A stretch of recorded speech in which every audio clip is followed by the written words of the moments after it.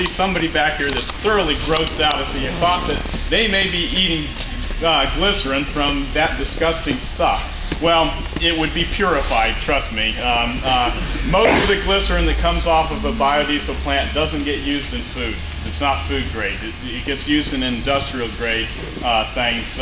Food grade glycerin goes through a whole lot of different steps to make sure that it's pure. And probably would not come from that disgusting grease. But this is a byproduct that's sellable, and this makes up about 50% of the weight of the product that comes off. So out of every gallon of grease, you're going to get about a gallon of biodiesel and about a gallon of the glycerin, because you've blended the grease with methanol or other alcohols and reacted it with another substance to produce the ethanol. So for every gallon of grease that you use, you end up getting 2 gallons of product that comes out of it. This is what drives the economics of the biodiesel. If it weren't for this glycerin, nobody would be selling soy biodiesel right now, because the soybeans are too expensive to stand on their own. That's why we're looking at using these cheap restaurant greases and other things to produce the biodiesel. So now that you guys are all thinking about dinner tonight,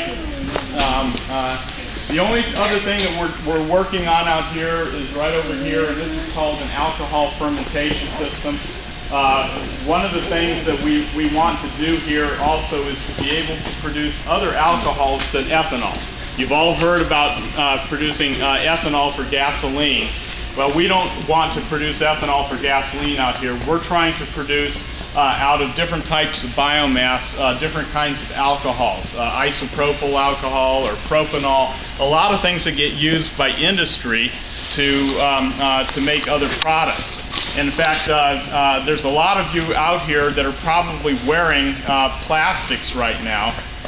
One of the most common plastics is called polyethylene. You've seen it. It's the clear plastic that gets used for film, in home construction, things like that.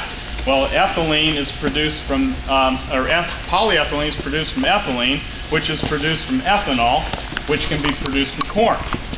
So you can take corn, ferment it to produce alcohols, and end up producing plastics. And PVC pipe. A lot of you probably seen that white PVC pipe. That can also be made from plants. Once you get to the alcohol stage, depending on the type of alcohol, it's just standard chemistry, and you'll all go through that chemistry at some point in your life. It's just